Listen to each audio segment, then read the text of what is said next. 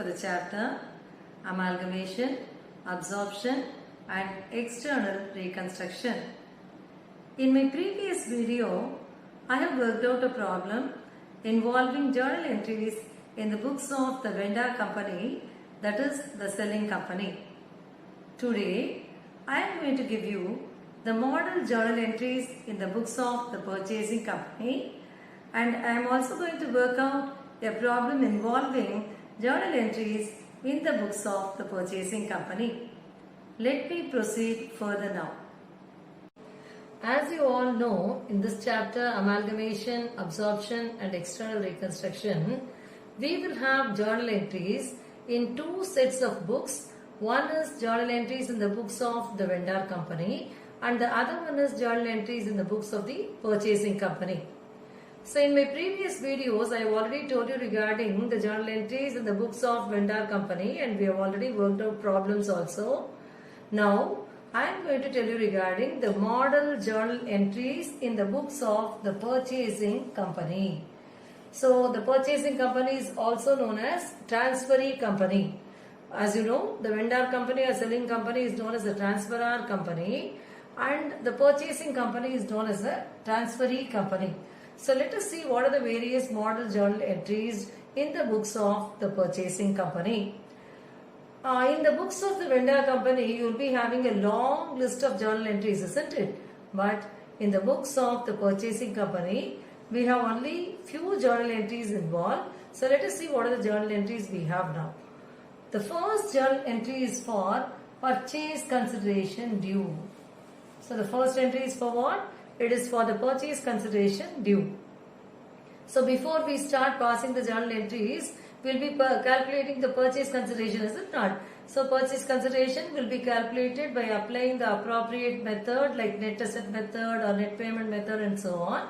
And after you calculate the purchase consideration, after calculating the purchase consideration, take the purchase consideration into account and pass this entry. And this entry is for purchase consideration due. So what is the entry? The entry will be business purchase account data to liquidator of vendor company account.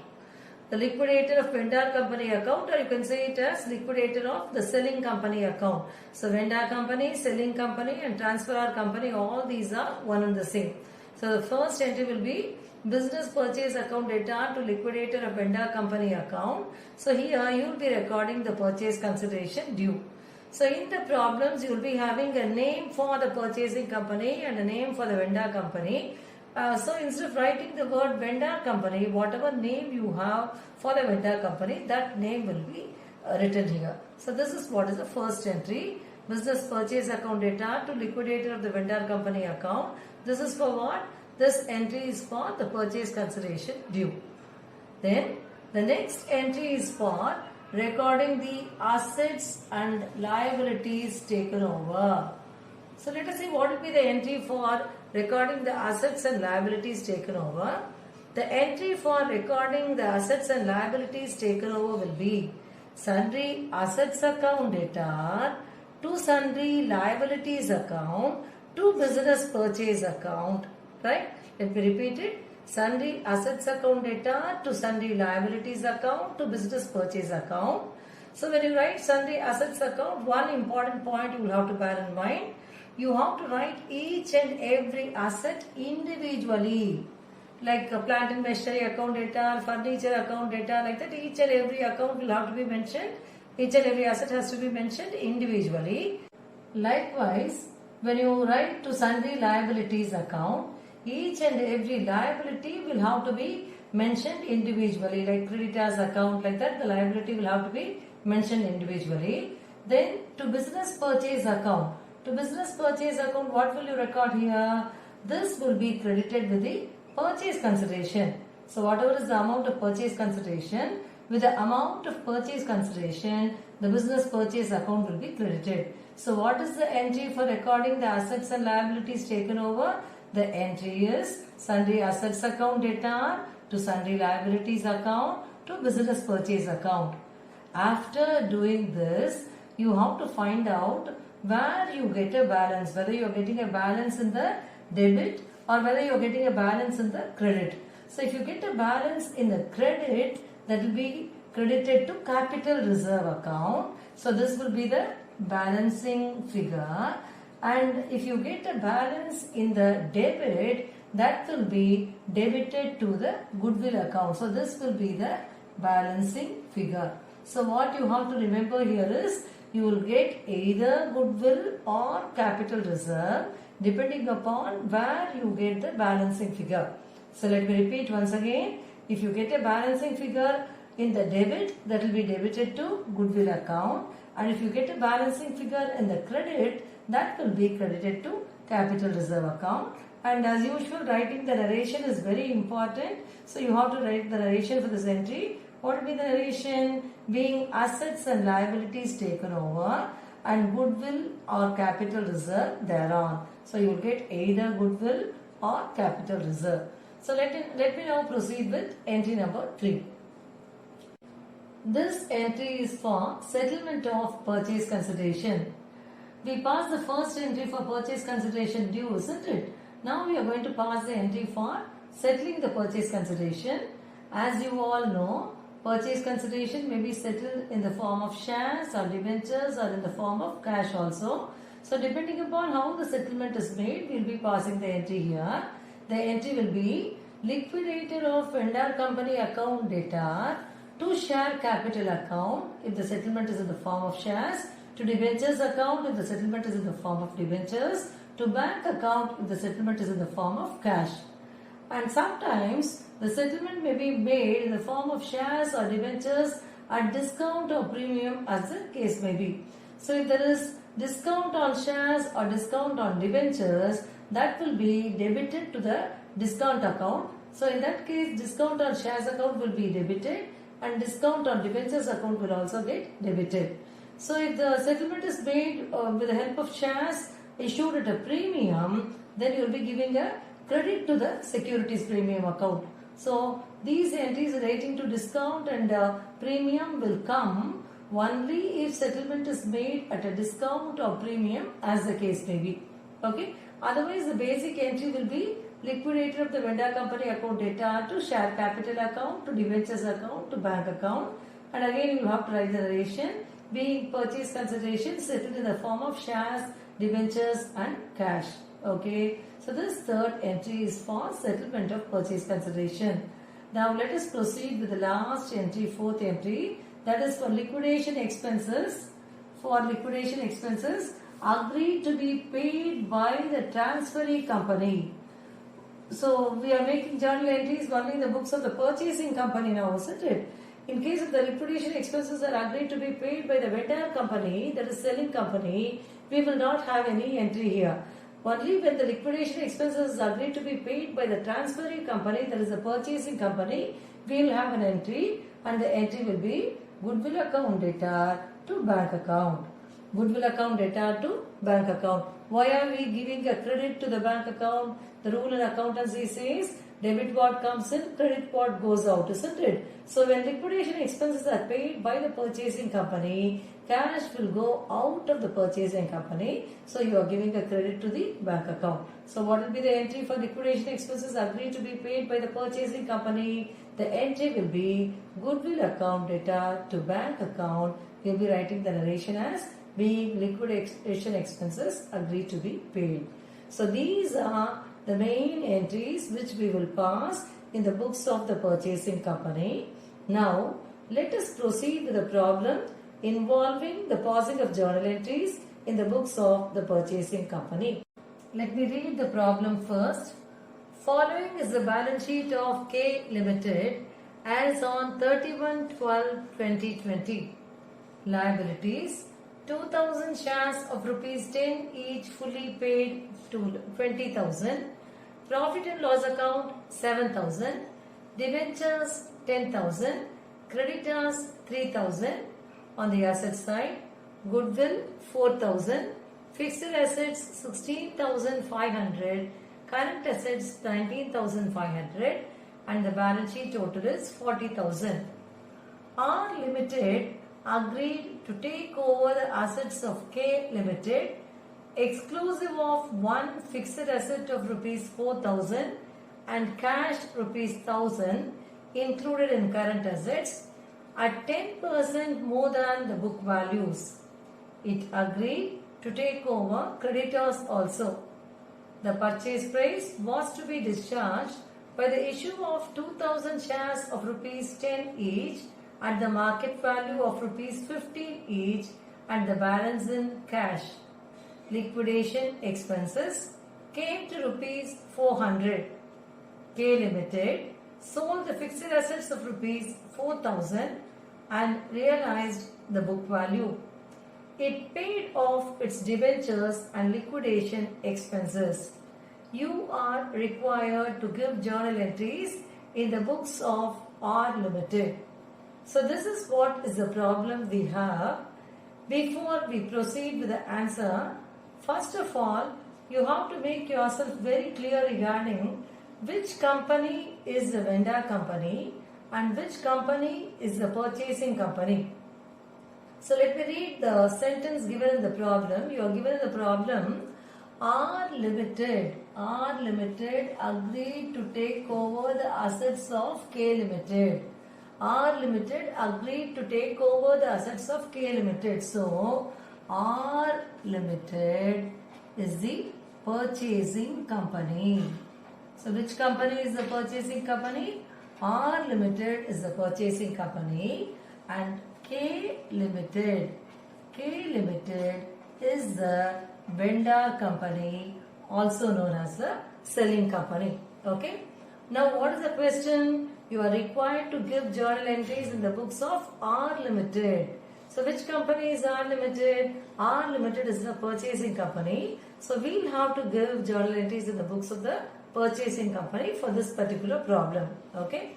So, before we proceed with the journal entries, what are we supposed to do? We are supposed to calculate the purchase consideration.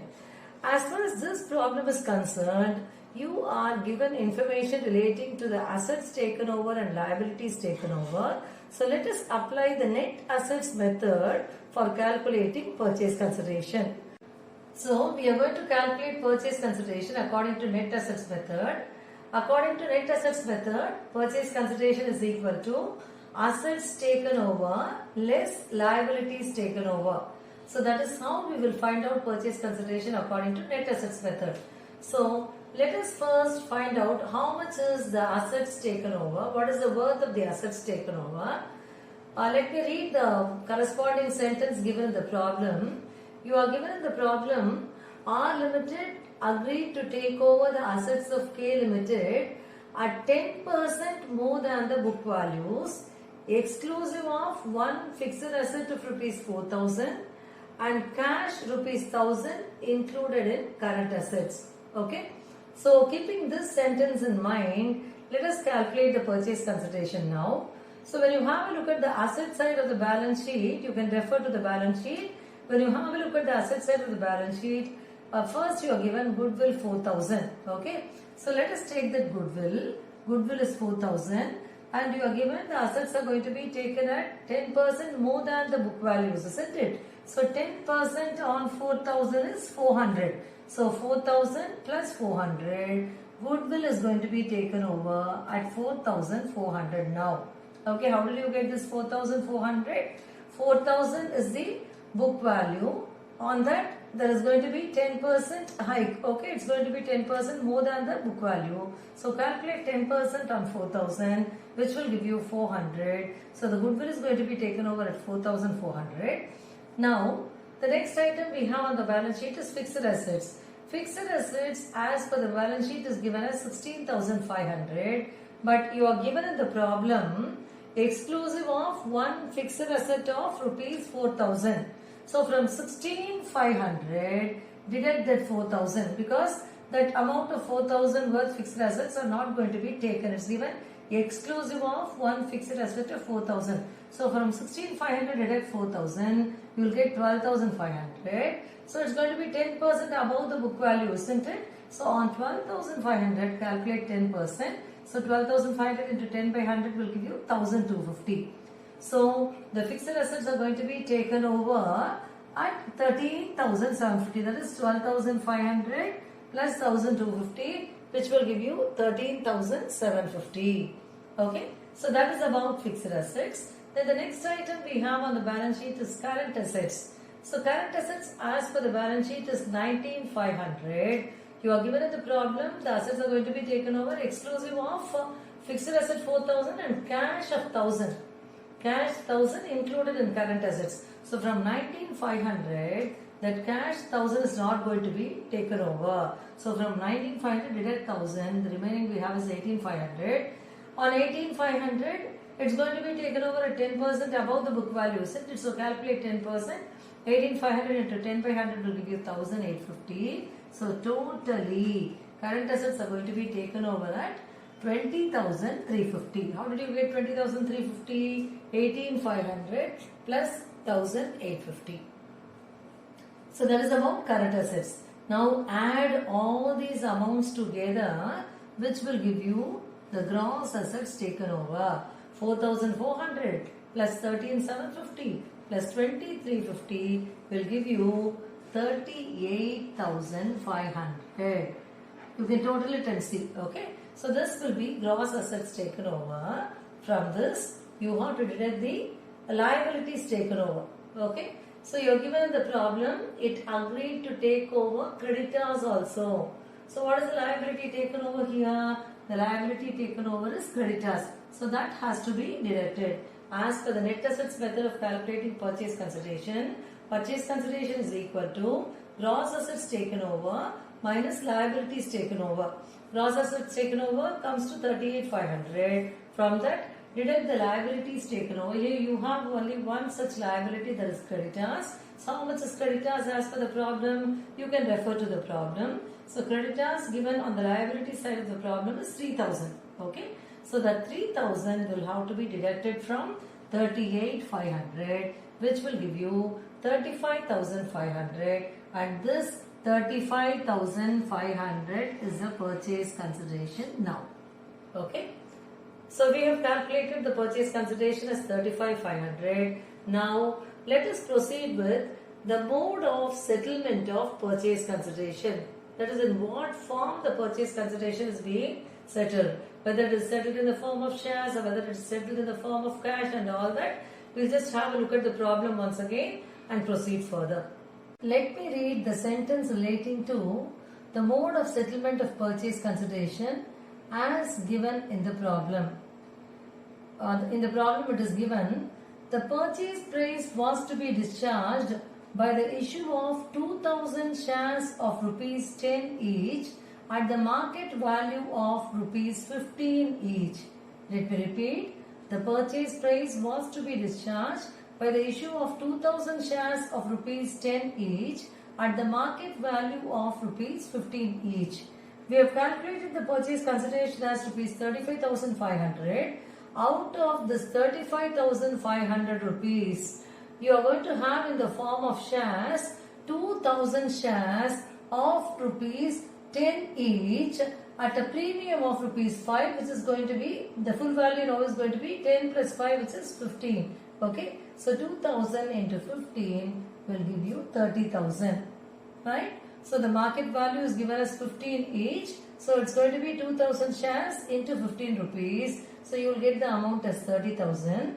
So out of 35,500, 30,000 is going to be in the form of shares, and the sentence further goes as and balance in cash. I'll repeat the sentence again. The purchase price was to be discharged with the issue of 2,000 shares of rupees 10 each at the market value of rupees 15 each, that we have done here, and the balance in cash. So what is the balance? Out of 35,500, deduct 30,000, which is in the form of shares. So the remaining amount is 5,500. This 5,500 will be in the form of cash. Okay. So what is the mode of settlement of purchase consideration here? The purchase consideration is going to be settled partly in the form of shares and partly in the form of cash. So it's going to be settled in the form of shares to the extent of 30,000 rupees, and it is going to be settled in the form of cash to the extent of 5,500 rupees. Okay, so this is what is about the mode of settlement of purchase consideration. Now, as per the question, you are required to give journal entries in the books of R Limited. So R Limited is which company? It is the purchasing company. Okay. So let us now proceed with the journal entries in the books of the purchasing company, that is R Limited. So give the heading as journal entries in the books of R Limited, that is the purchasing company, which is also known as what? Which is also known as transferee company. So as usual, you have to give the headings as date, particulars, debit, credit and all that. And don't forget to mention rupees here. So rupees should come in the respective columns. You have a date available in this problem as 31st December 2020. So that date we are mentioning in the date column. Okay. So the first entry is for what? It is for the purchase price due or payable. That is business purchase account data to liquidator of vendor company account. So here the name of the vendor company, that is the selling company, is K Limited, isn't it? So the entry will be business purchase account data to liquidator of K Limited account. How much is the purchase consideration which we have calculated? It is 35,500. Business purchase account data 35,500 to liquidator of K Limited account 35,500. So you have to write the narration as being purchase price payable. So that is entry number 1. Okay. The next entry is for the assets and liabilities taken over. So what are the assets taken over? You have fixed assets. Fixed assets account data 13,750. Then current assets account data 2350. Goodwill account data 4,400. To creditors account 3,000. To business purchase account 35,500. So as it is, we don't get any separate balance here. Usually if you get a balance in the debit, that will be debited to goodwill account. If you get a balance in the credit, that will be credited to capital reserve account. Already we have goodwill taken over, that is 4,400. So we don't have any amount to be separately transferred to goodwill or separately transferred to capital reserve. So this will be the entry for assets and liabilities taken over. So write the narration as being assets and liabilities taken over. Okay. Now, the last entry is for the payment of purchase price. According to this particular problem, the purchase price is paid partly in the form of shares and partly in the form of cash, isn't it? So, the entry will be liquidator of K Limited account data 35,500. How much is settled in the form of cash? 5,500 is settled in the form of cash. So, that will be credited to bank account. To bank account 5,500. Then you have premium involved in this problem. The face value of the share is 10. It is issued at 15. So the premium here is 5 rupees. Okay. So to share capital 2,000 into 10, 20,000 will come. And then the premium amount will be separately credited to the securities premium account. So it will come as to securities premium account 2,000 into 5, 10,000. So the entry will be liquidator of K Limited account data 35,500 to bank account 5,500. To share capital account 20,000, to securities premium account 10,000, being payment of purchase price in the form of cash and shares. Okay, so this will be the last entry for this problem. You are given one more paragraph in the problem which says K Limited sold the fixed assets of rupees 4,000 and realized the book value. It paid off its debentures and liquidation expenses. So this paragraph has got nothing to do with the purchasing company's journal. Okay, so it will affect only the journal entries in the books of the vendor company. So we are not treating them in this particular journal. So these are the various journal entries which are to be made in the books of the purchasing company as far as this particular problem is concerned. Today, when I gave you the model journal entries, I gave you one entry for the liquidation expenses agreed to be paid by the purchasing company as goodwill account data to bank account. But when I worked out the problem, this entry we didn't put in the problem, isn't it? The reason is, as far as this particular problem is concerned, the liquidation expenses is met by the selling company, so it will come only in the journal entries relating to the selling company or vendor company. That is the reason why we are not passing that entry in the journal, okay, in the journal of the purchasing company. I hope you are clear with all the journal entries which I gave you today. If you like this video, subscribe to my channel and share the video with your friends also. Thank you very much for watching this video.